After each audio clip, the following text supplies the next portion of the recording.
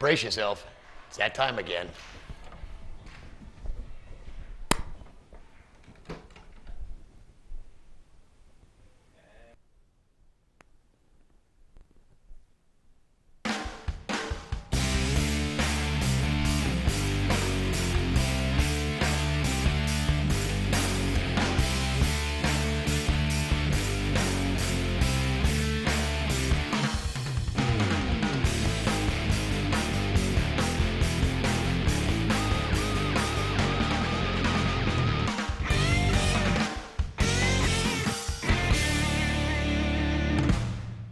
Aloha.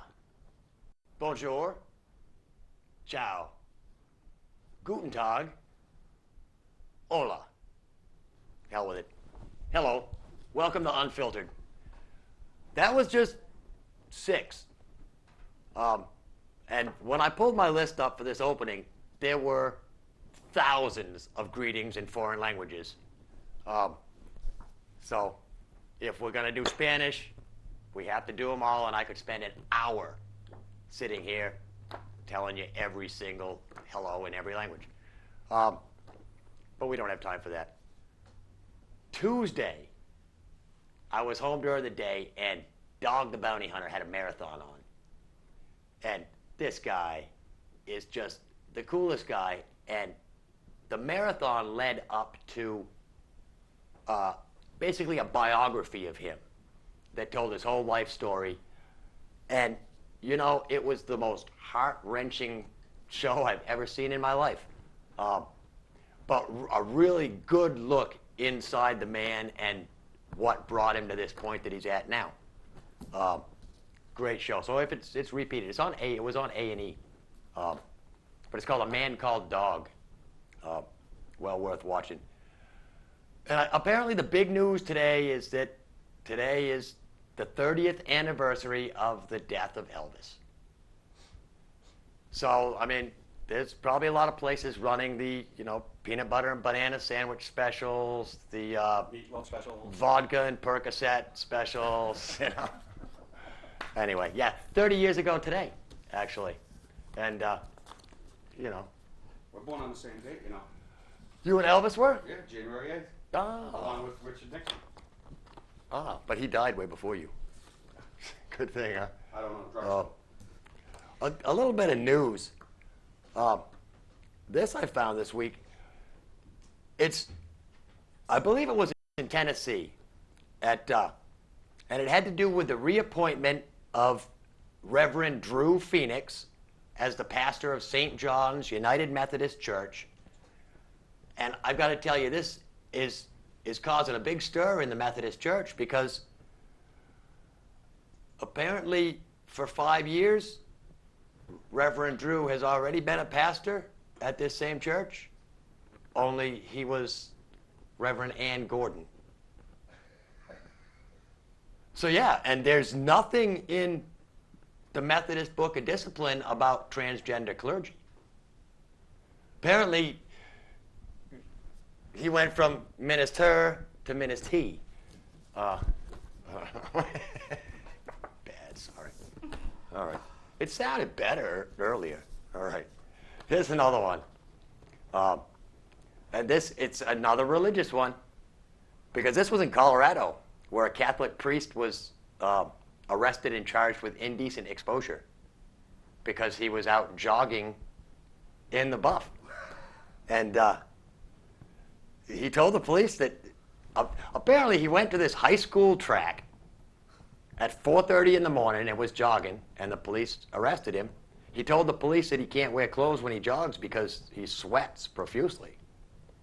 But if he is convicted, he'll have to register as a sex offender, which, I thought was prerequisite for becoming a Catholic priest.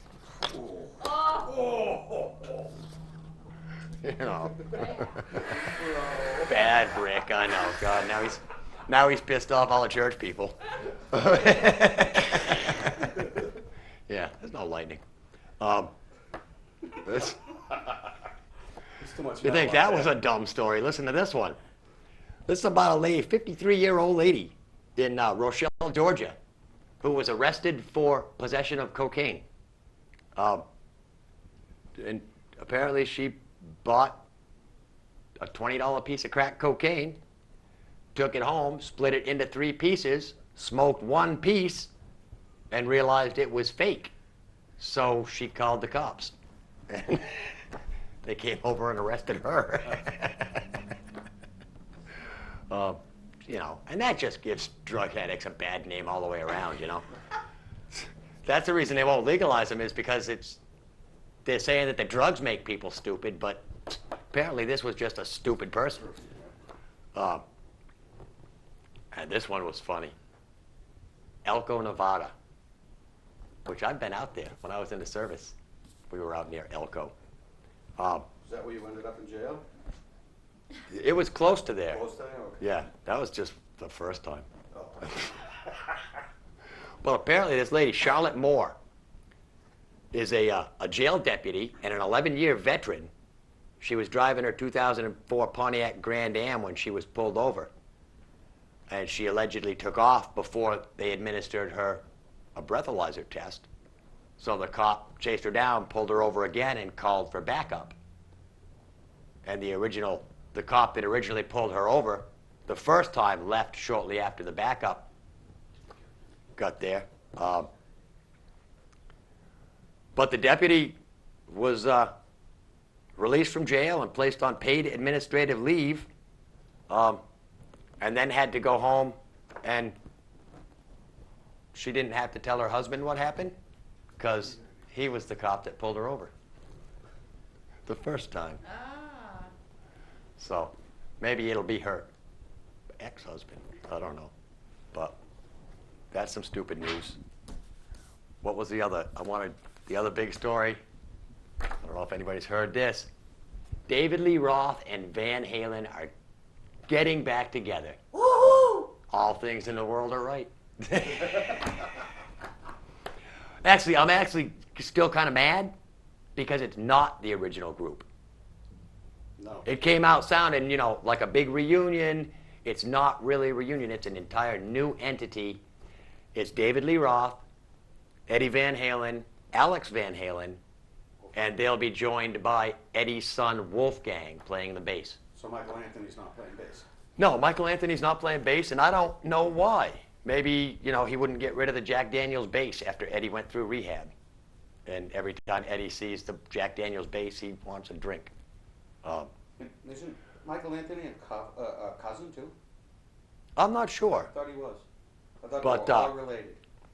David Lee Roth left in '85 to go solo, and he assembled a fantastic group of musicians. Van Halen grabbed Sammy Hagar. Which And is good. yeah, but they went off, and we'll be talking about this a little later. But that feud that Eddie Van Halen and David Lee Roth had, I mean, that made Israel and Palestine look like, you know, best buddies. All right, that's the news. Out and about. I've got a couple this week. For one thing, Saturday night is Jaffrey's Festival of Fireworks over there. That's usually always pretty good. Saturday downtown Keene is a big luau. I don't know much about it, where exactly in downtown it's going to be, if they're going to close off downtown. But apparently there's going to be a pig roast and music and fun and games, downtown Keene style. McHugh's is advertising the Free Radicals for Saturday night. And Geno's has Jonathan Scott and the Blazing Hearts Band. And Geno's is a special night, special Saturday night this week because it's Shayna Stack's birthday. Shayna Stack, who was a judge on Karaoke Idol. So they're having her birthday party, so go down and celebrate with her. Sad news. I'll do the sad stuff first because there's been some deaths this week. Of course, Merv Griffin died. TV great, and without him, there would have been one less talk show and No game shows. probably tons less game shows. Yeah, big name in TV, and he passed. Phil Rizzuto passed. Remember him, the money store guy? Hi, Phil Rizzuto from the Money Store. Yeah. Huh? Oh, yeah. Yeah, that Yankees was just... He played for the New York Yankees, and he was awesome. Yeah, but that was You just... like the Yankees? He was nothing till he got to the Money Store Yeah, thing, you that's know. what I Phil do. Rizzuto from the Money Store. That's what I do. You need money, we got it. So he's passed. Also this week, Yone Minagawa has passed. That's right, it's a sad day. Because since January, she's been the oldest person in the world at 114, over in Tokyo. And she took over the Guinness Book title of the oldest person in January after Emma Faust Tillman from the U.S. died, and she was also 114. And it didn't say who the next oldest is, but I bet they're about 113. Maybe. Maybe not. Oh, hey, can you give me that back, Mike? Sure thing. I threw my card before it was supposed to go. Thanks, man. Because I've got birthdays. There are some birthdays this week. This week, Mike Connors is 82. Come on, Brainiac. Who is Mike Connors? Didn't he play in one of the detective shows? Mannix. Mannix, yeah. 82 years old. Really? Yeah. Fidel Castro, 81 years old this week. I love his cigars. I thought he died. No. No, he didn't die. He was close. His brother stepped in for a few days Months, and took over things. And no, Castro won't ever die. He's got a plan. Another man with a plan, David Crosby, 66 years old this year. Isn't he And the he father doesn't look a day over 70, does Isn't he? he the father of, what's her name, Melissa Etheridge's son or daughter? He donated the sperm. Oh, that's right. Yeah.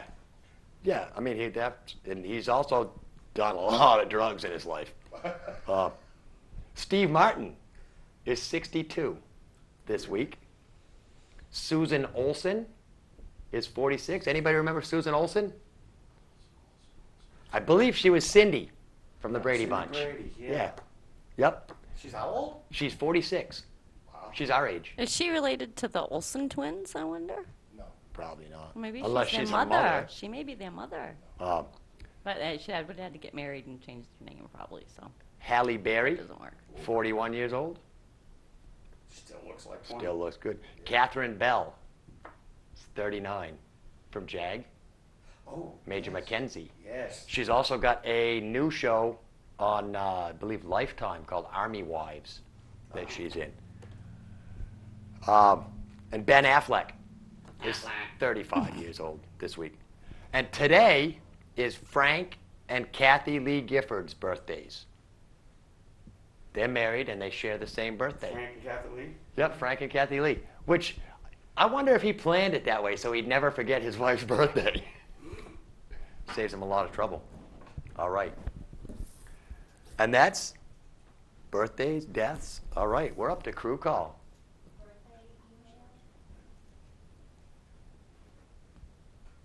Oh, that's right. I was going to do that during Out and About, wasn't I? Thank you for reminding me, Andrea. I'm sorry. I was going to read an email I got. I just hadn't figured out where I was going to put it yet, but looks like it's good a spot as any. It says, Rick, I enjoy watching your show. It is a no-holds-barred, anything-goes show, and I usually appreciate it. However, I did take a little offense this week by your story of the man with one leg and no arms who was arrested. You didn't seem to have much compassion for him. That bothered me as I am missing a leg and an arm myself. I really don't mean to be overly sensitive, but sometimes it can really be a pain in the ass, especially when you would like to kick your son's ass for taking the car without permission. Good point. But on a lighter note, and to your credit, I did enjoy the hobo story. I laughed my ass off at that one. If you ever get the recipe for mulligan stew, I'd like to hear it. If it's something that gets thrown into one pot, I might even get my wife to do a little cooking for a change. Keep up the good work, and it's signed Leaning Lenny. Well, Lenny, I had Andrea do some research for me. And she got the official Britt, Iowa recipe for mulligan stew. We didn't have time to do a graphic for it. but I could probably put it on the website if you want to go to my website. But I'll read it for you. 20 stew pots are used. And it's 450 pounds of beef, 900 pounds of potatoes, 250 pounds of carrots, 35 pounds of green and red peppers, 300 pounds of cabbage, 100 pounds of turnip, 10 pounds of parsnips, 150 pounds of tomatoes, 20 pounds of chili pepper, 25 pounds of rice, 60 pounds of celery, 1 pound of bay leaves, 24 gallons of mixed vegetables, 10 pounds of kitchen bouquet flavoring, and about 400 loaves of bread are served with it. And you combine all that and you'll have about 5,000 8-ounce cups of stew. So you should be able to feed as many hobos that drop by, probably all year. Feel free to, You could know, cut it modify down that to your a little bit. kitchen. Oh yeah, I'm pretty sure you can cut the recipe down, you know. But basically, Andrea told me, basically what mulligan stew is that all the hobos would each contribute something to the pot. And basically like a potluck. I mean, if you were a hobo, you know, you got to know the other hobos. And if you had, I mean, if you're carrying around 100 pounds of cabbage and somebody else has 100 pounds of turnips, you make a deal, you know. All right. I hope that answered your question, Lenny. We'll do crew call now, because we have a new member of the crew. Just got signed on today, and I want to introduce Dale Jr. Hey, Dale. Hey, Dale. Came to run camera 2 for us. On camera 1, we've got the stocking-footed Greg, as always, once again adding to the bouquet of the room. On actually, we have Jane first, acting as our Gelman. So I'm sure she's going to have 2 cents worth to throw in at some point tonight. I tried. And on camera 3, and also our Patriots reporter, Mike. Pull towards you, Jane. Pull towards you. There you go. She's just learning how to use a microphone. Hey, listeners, how are you tonight? Well, we lost this week, but that's no big thing. It's all preseason, so we got a little bit of a report here. Rick asked me to look at some of the new rookies we have. I focused on Brendan Merriweather, who wears number 31, was a 24th pick overall in the draft. He's a safety out of Miami, Florida. He's one of the best safeties. He was voted one of the best safeties in the 2006 collegiate year. He was born in January. And from what I see, he's going to be a welcome addition to the Patriots on defense. We got a couple of things going on with the punters, too. We got a guy named Josh Miller, who is trying to hold off Danny Burrow, who has been the most consistent during preseason and during camp of punting and kicking, which is a thing we need a little bit more of. We need more of a punter that can put it within the 5-yard line or something like that. Right. And as I was watching it, second half, of course, Brady only took 4 snaps. Only threw 4 times. So, you know, we've got a good quarterback, but I was very impressed with his backup, which is Matt Castle. I think he's come a long way in the past few years. He's been with the Patriots, and what I saw him play on Friday night, he really impressed me, which is the first time he impressed me, because I'm a pretty diehard Pats fan, and I get on him a lot. But, yeah, it looks pretty good. So, you know, like I said, we lost Friday 13-10, which is no big thing, but we saw a lot of the earlier rookies and a lot of the young men who are play.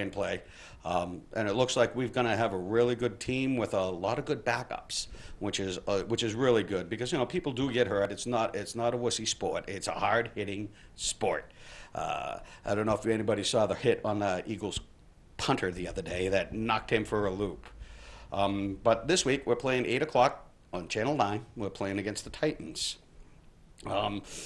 And they were saying, one other little thing I want to say was Lawrence Mahoney, who's a running back we've had for a couple of years, that I was reading about him, and they compare him to the style of Walter Payton and Tiki Barber, which means that he gets down low, and he'll hit you low and drive you back.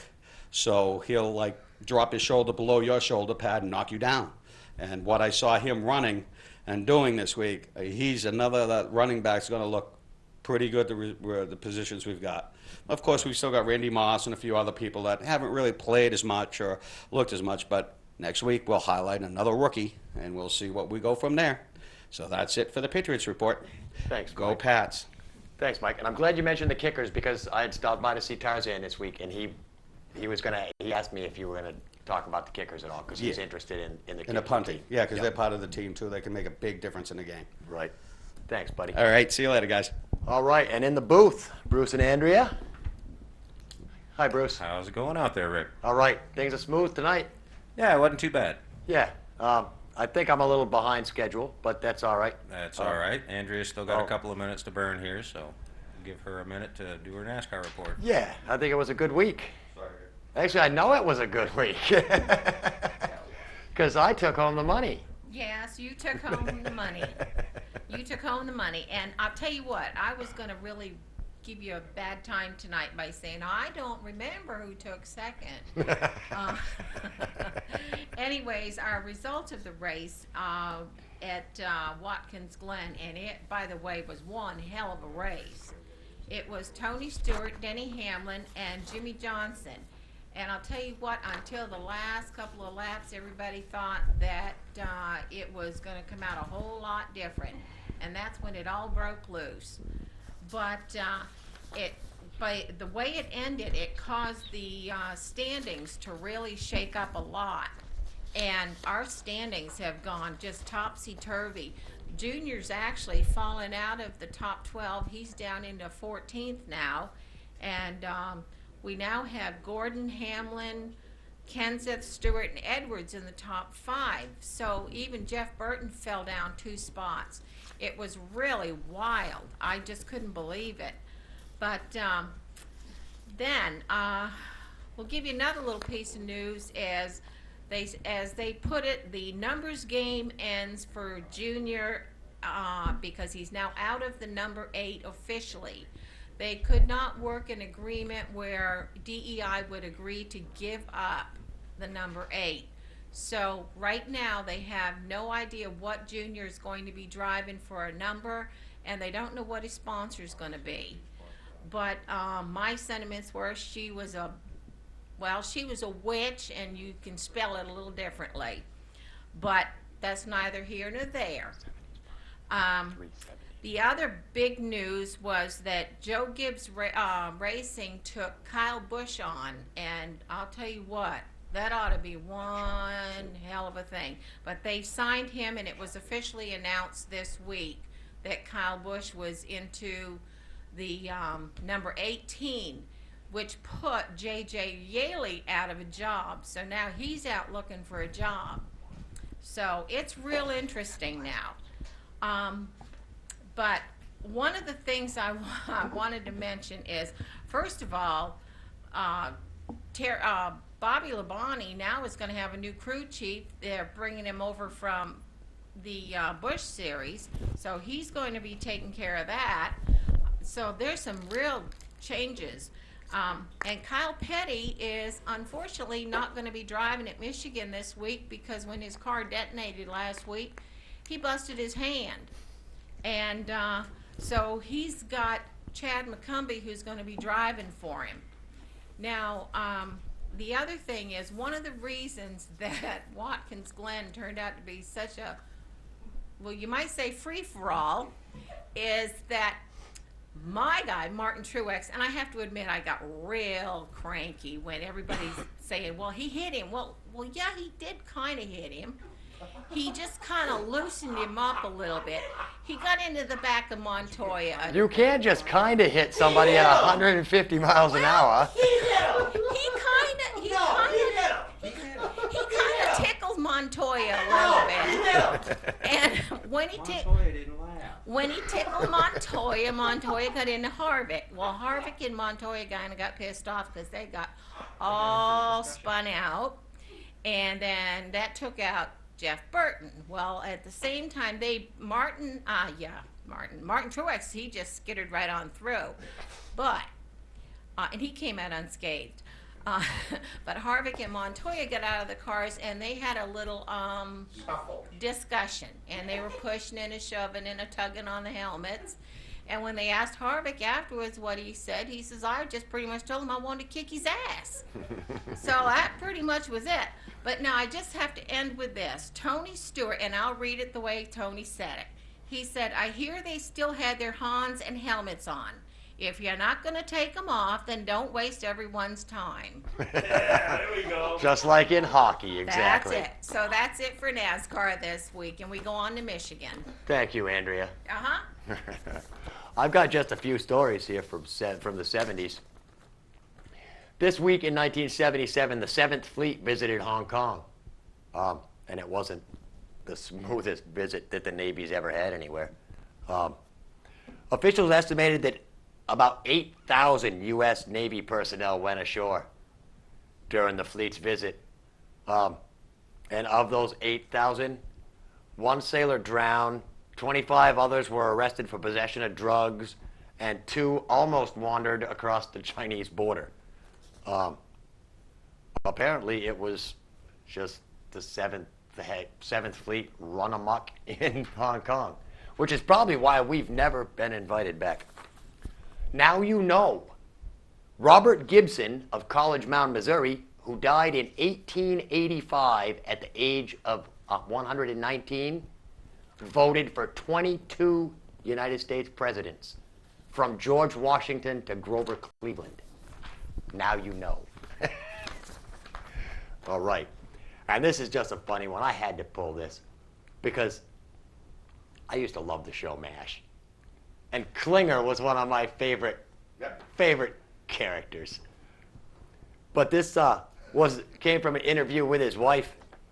And she says, Jamie doesn't wear women's clothes at home. Or Jamie Farr, yeah. Says he doesn't wear women's clothes at home the way he does on the show.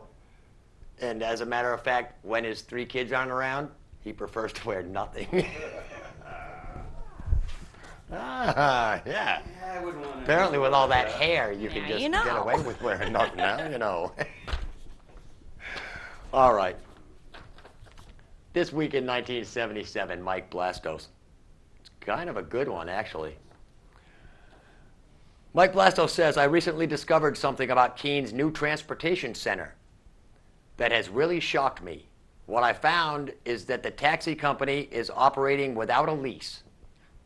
Not only that, but they haven't paid any rent yet, and they've been there for over a year.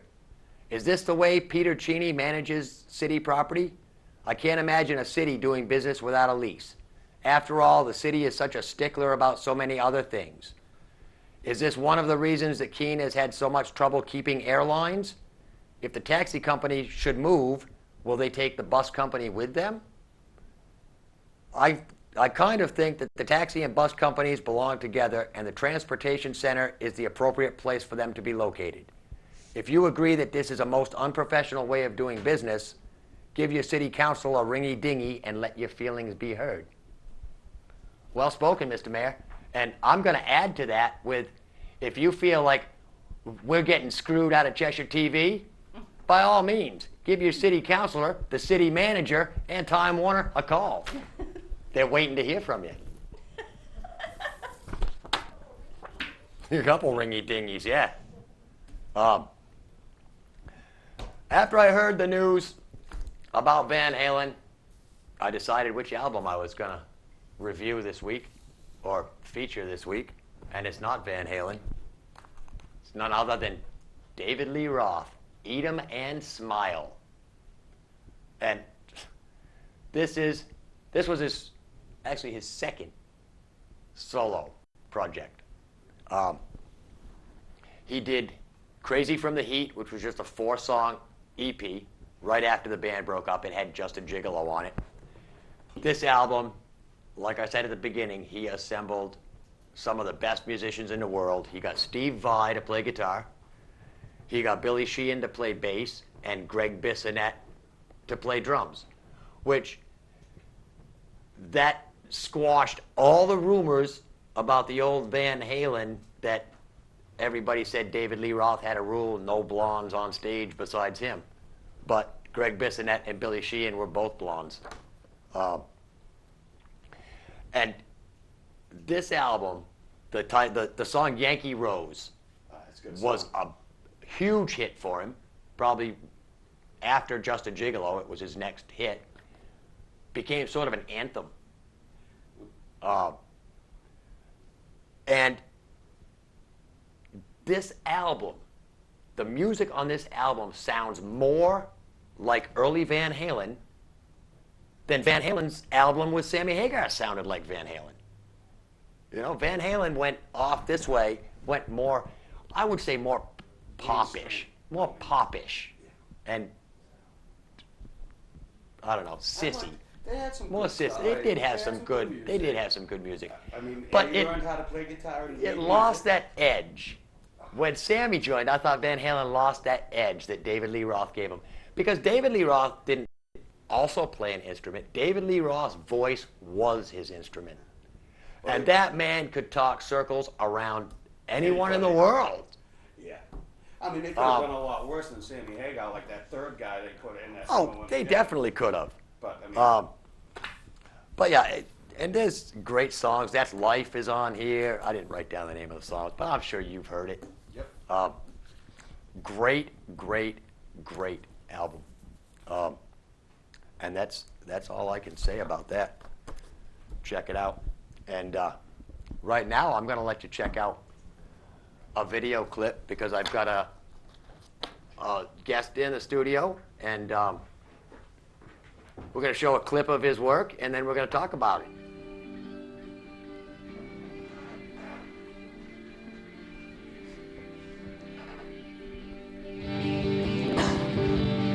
Take a breath of fresh air.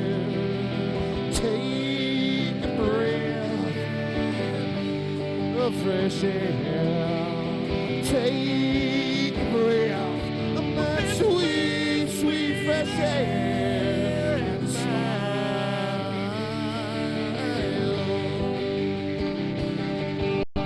Take a breath of fresh air. Take a breath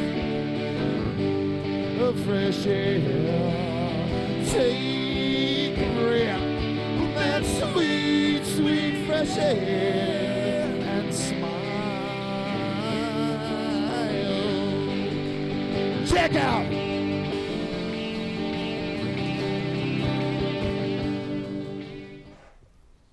Ladies and gentlemen, Chet Pratt, one of the founders, and rhythm guitar and vocals, right? That's right. It's good to have you here. Rednecks. Four horny rednecks, that's right. What a great show that was, man. Thanks. Um, Cheshire TV did a great job. We couldn't have done it without you guys. well, that's what I wanted to talk to you about. Is you've been playing music since? I just want to say, Chet went to high school with Jane and I, and you've been playing music since high school. Yep. In one form or another, one band or another. So you're used to playing in front of people. Yep. You're used to performing.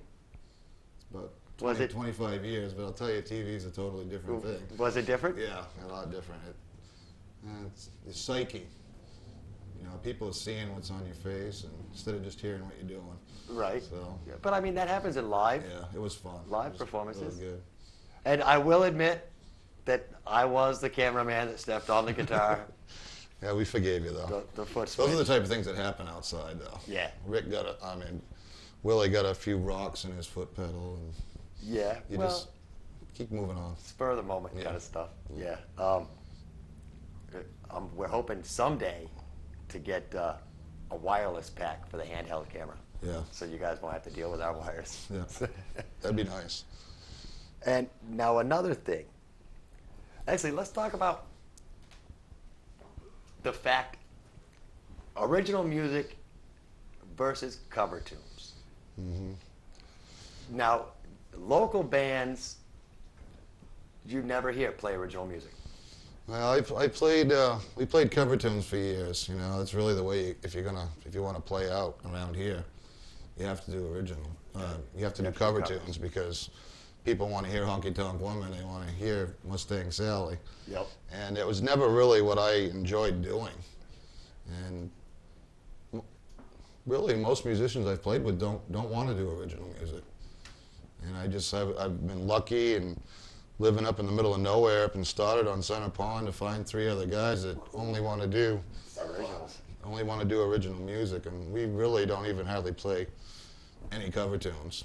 Now, my whole idea on the original thing is nobody can tell you screwed it up. Now, that's kind of nice too, you know. If you forget a chorus or you forget a word, a lead doesn't get in there just right. You just tell them that's the way it no was one planned. knows. Yeah, no one has any idea. Now, you've got another project in the works with Mike, our cameraman. Yep. We're going to be hopefully doing a monthly show. So You Want to Be in a Rock Band, a type of reality show project, showing how you have to work and what you need to do to try to get your original music out there. Like a behind-the-scenes building of the Right. band and all that. And we kind of talked a little bit about it. You know, you need to add a little drama, even if there might not be any. Oh, yeah. So I think like Ice Road Truckers and all those shows, Deadliest Catch, they do that type of thing. Yep. I mean, there's That's what always people want drama to see. in a band. That's people want to, and there is always drama in bands. Yeah. Although I think now, at the age we're all at, that's kind of behind us all. We've been playing. Yeah. Me and Will and Mike have been playing together for a long time, and we've never even had an argument yet. So That's great. I think you just kind of get over that stuff after a while. And I think we've got a tentative date for shooting the next segment. Yes, of we that. do. Yes, we do. September gonna be 8th, right? Yep, September 8th. Yeah. Yeah. And actually, I'm hoping to film an episode of my show, or at least some of my comedy up there. Well, definitely, yeah. It's a beautiful spot to do it. So. Yeah. Now, I called you and told you what I wanted to talk to you about earlier in the week, so I wouldn't surprise you with anything. But I came up with another question, Okay. and I hope you don't mind. Just the fact that I wanted your opinion on whether you think music in the mainstream is getting too violent. If there's a point where something's going to have to be done. Well, I don't know if I'm a real good person to ask that, because the music I listen to is really a lot of mainstream stuff. I don't really listen to a lot of that obscure off-the-wall stuff. But yet you don't write songs about violence. No, I don't. No, we write songs about love and You can say it. drugs. There's nothing wrong with Yeah, that. We're all for that around I mean, here. that's part of rock and roll, I guess, and it's part of your roots. So, Yeah. you know, girls. Girls, yeah. And then Sex, drugs, and we rock have and roll. we have a few cool tunes. We're going to be doing a new song this week. We've never played out before. It's called Shrimp Boat Queen, and it's just a crazy little song. So it's not really about anything. Yeah. Well, that's most of the good songs are about nothing. But no, it's the whole, you know, with all this input, or the people concentrating on, you know, they're trying to ban bitch and hoe, you know, from music. And I mean, years ago we went through the whole Tipper Gore was trying to put all the warning labels on the albums. And I don't know, I just see music is such a powerful medium. Yeah, I really, and I pick on it every time I hear it. My wife laughs at me. There's a Nickelback song now that's pretty popular, and I can think of a couple of Tom Petty songs, and they'll bleep out the words they don't want to hear. Well, why bother playing the music? If you're not willing to play the entire song, keep it off the airways. Now, how about a song like, I know this is one that irks Bruce to no end, the Carrie Underwood song, where she takes a bat to the guy's car and the whole, I mean, doesn't that video or song really promote violence? Yeah, I mean, we've all watched that stuff though in the past, and Yeah. you know, we've been brought up with violence, and you just know that's TV. That's fiction. Right. It's like you go watch a movie like Total Recall. It doesn't mean you're going to go burn people. You're right. You've got a good point there. And it's the same as like making it illegal for a kid to bring a little jackknife to Keene High School. You know, it's always been illegal to go to Keene High School or any school and shoot people. Yep. And just because people blow up our buildings doesn't make our teenagers terrorists. Right. I mean, I used to carry a buck knife in school. I brought my shotgun to school every day during Hunting season, yeah. Yeah, it was in my truck all day long. So. Yeah. But I mean, Now you you would never brought it know. in and put it in your locker or anything. No, I wouldn't because I didn't want anybody else to steal it. And they used to steal stuff out of lockers back then. But, geez, I don't think I had anything more. I just basically wanted to promote your video. That's still showing Yep, on that's Cheshire good. TV. We're gonna hopefully do another. We're gonna do an acoustic jam. I think just me and Bill probably around the campfire that Firelight, day. yep. Yep, and Nice. start working on a couple of music videos. Dakin's Fog. Yeah, we might do that. It's more of an electric tune, but I love that song. okay. And Yeah, then, but- Dakin's Fog. It's a song about the pond me and Mike live on. Of course, you've been there a I've lot been too. there, So yeah. Beautiful place. Yeah, it And really- I could see where that spurs all the creative juices. yeah, it you know. does. It does. Um, Well, I want to thank you guys for everything you've done, and I'd really like to see cable TV give you guys more of a percentage so that you can stay on the air. 'Cause yeah. I understand Well, there's a we're working and real problem with that. yeah. It's the whole fundraising thing, you know. Everybody wants to watch, but nobody wants to get involved. Yeah, and it's such a large sum of money at this point. It's too much. It's too much to come up with this short of Yeah. a notice. Yeah, we'll manage. But what can you do? Life rolls on. Yes, it you does. know? Yes, it does.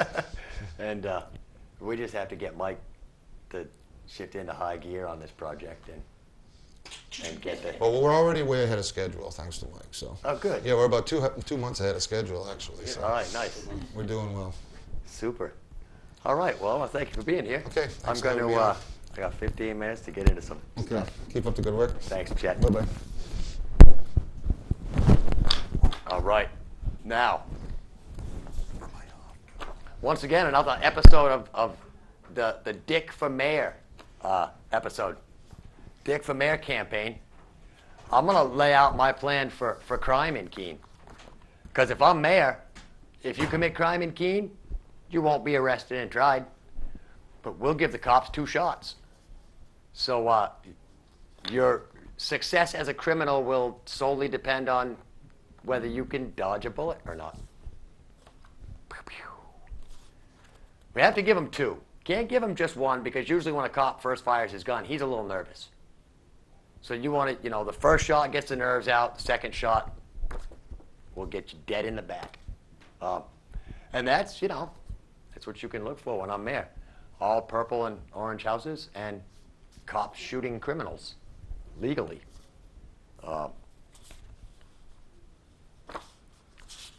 This one.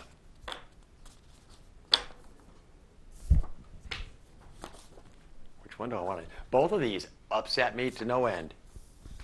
We'll go with this one.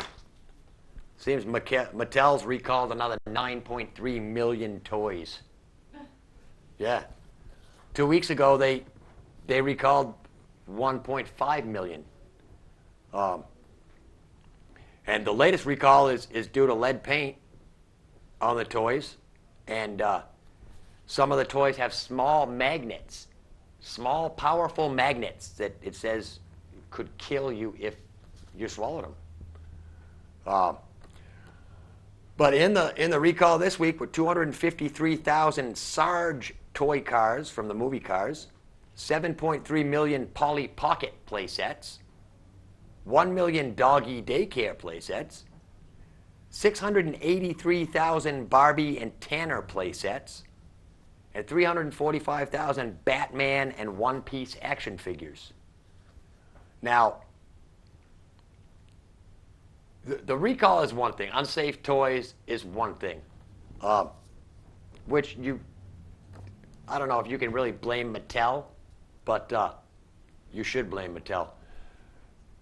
My problem is, and I'm going to demand an all-out ban on all things Mattel, because it came to my attention that Mattel makes 65% of all of its toys in China because of lower labor and material cost. And we've got to tell these companies that, no, we're not going to buy your crap if you make it and pay foreigners to make it. If you want us to buy your toys, make them in America with American workers. I mean, what's so hard about that? You know, companies rake in billions of dollars worth of profit every year, and they don't want to share it with the common worker. That's their problem. Not right. Well, I have enough time to get off on this one. Give me a 1-minute warning. Somebody pay attention to the clock, because I'm going off right here. Go get him, Rick. This is a story I wasn't gonna report on. The triple murder in Newark, New Jersey. I'm sure everybody's heard about it, and I'm sure probably by now everybody's heard about the suspect. Come to find out, this suspect was an illegal alien from Peru, an illegal immigrant. He was on bail for sexual assault. Now, if the police pick up somebody for sexual assault and he's an illegal immigrant and they bailed him out, we might as well just throw up our hands and start doing Mexican hat dances or something, or Peruvian hat dances or whatever. It's not right. We've got to get a handle on illegal immigration. And I'm telling you, here's my theory. If you're an illegal immigrant and we catch you, you will be sent back to your own country. Simple, right? Yeah. If you are an illegal alien that commits a crime in this country, we will kill you. Plain and simple. I mean, and it won't take very long before people decide not to come to the United States and commit crimes. It's easy to commit crimes in the United States because we live in a free society. And truthfully, people don't pay that much attention. You know? I was a criminal, Christ, for the first 30 years of my life. And it's easy. It's too easy. You know? And it's because we're not a vigilant society.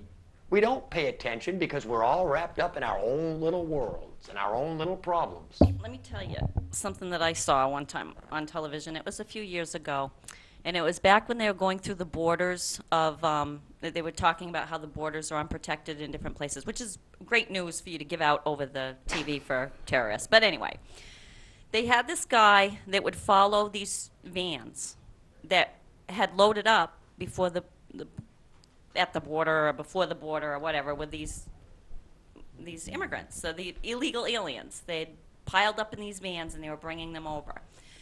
So this guy that was doing the report followed them, got the police involved.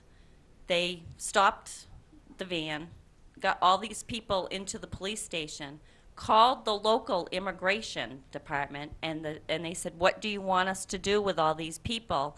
And they said, "Let them go. We don't have the manpower or the time for the paperwork." That happened. There you go. That happened closer than you think. That actually, there was a case like that in, I believe, New Boston, New Ipswich, somewhere Yes, over that here way. in New Hampshire. Yeah. Yeah. Yeah, where the people are actually upset that the illegal immigrants are in their town and nobody will do anything about it. Yeah. Well, you know something? In 1775, when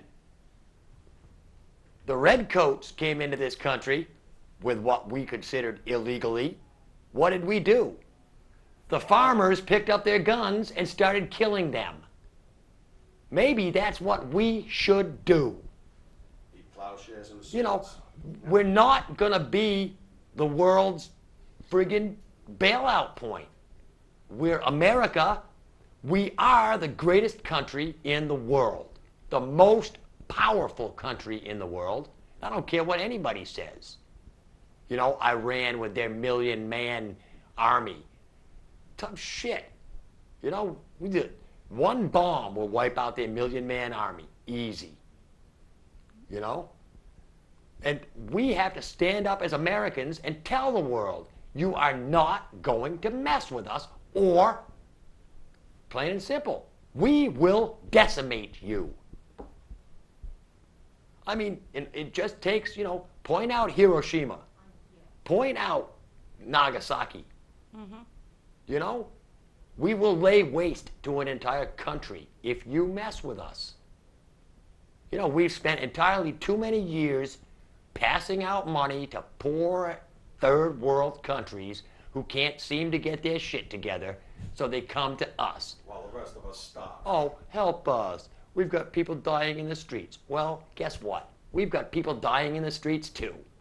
We've got homeless in America. We've got poor in America. We have kids that don't eat dinner before they go to bed in America. It's not right. It's not right. Take care of America first. And it seems that would be, wouldn't that be a great slogan for our country? America first. Rick, here's a news flash for everybody out there. We have loaned money to countries all around the world over the course of I don't know how many years, and yet they still owe us, and not one red cent has been paid back. So what would happen if they started paying us back? God knows we could probably start feeding all these kids that don't get a meal before they go to bed at night. Oh, most definitely. But we're never going to get that money out.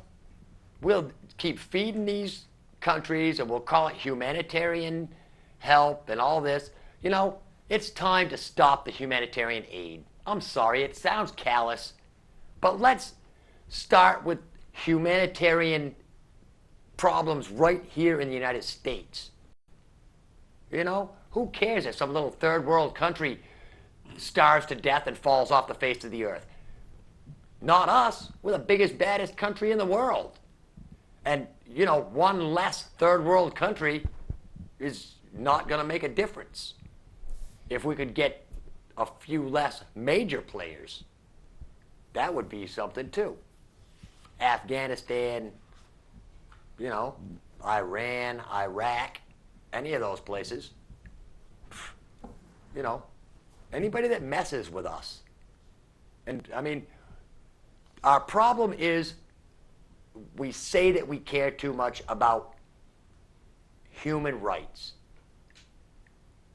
And if we cared about human rights, we would be battling things right here in the United States. We'd be focusing on healthcare issues. We'd be focusing on, the poor and the hungry. And it burns me to no end that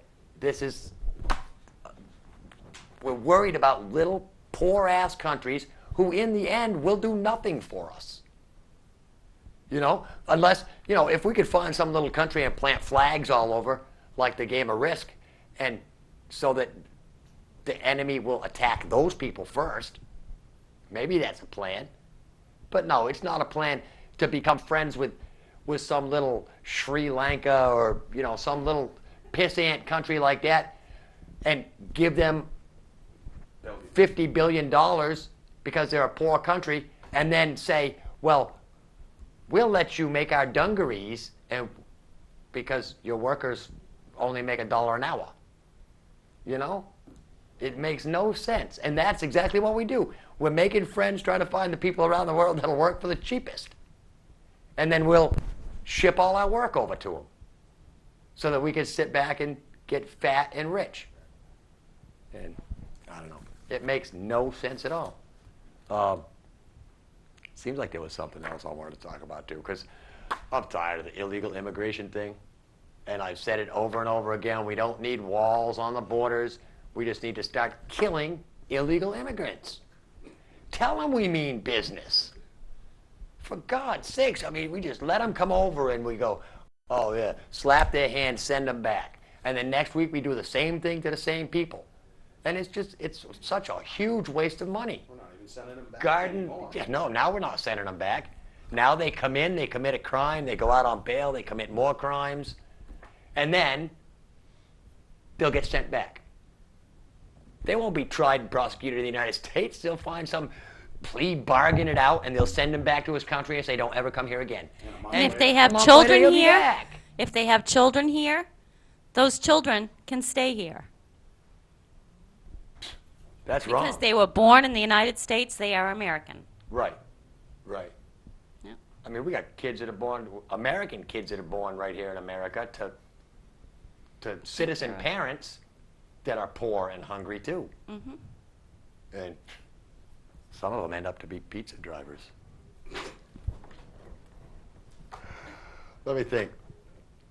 Actually, I got 3 minutes, 2.5. A little trivia fact for you. The first H-bomb was nicknamed Mike, and it was detonated on Halloween in 1952. What was its last name? Get it? Myers. Ah, see? Is that a coincidence? Or maybe the guy that wrote Halloween used that. Here's one. Anybody know how many steps on a gallows? I do. 13. 13 13 steps on a gallows and 13 rings. on the loops rope. on a noose. Yeah. 2 minutes. Here's one. Texas is the only state that's had 6 flags. Apparently, they can't make up their mind as to what flag they want. Anybody know that Oscar the Grouch had a pet on Sesame Street? Yes. He had a pet worm. Oh, Yes. the worm. I remember Yeah. the worm now that you say that. His name was Slimy. Yeah, slimy. Another name thing. Her famous name was Pocahontas, but she had a real name. Her actual name was Matoka, and her Christian name was Rebecca. Ah. So it was Becky. From Roseanne? No, not from Roseanne. What was another one? I had another good one. Oh, this was a funny one.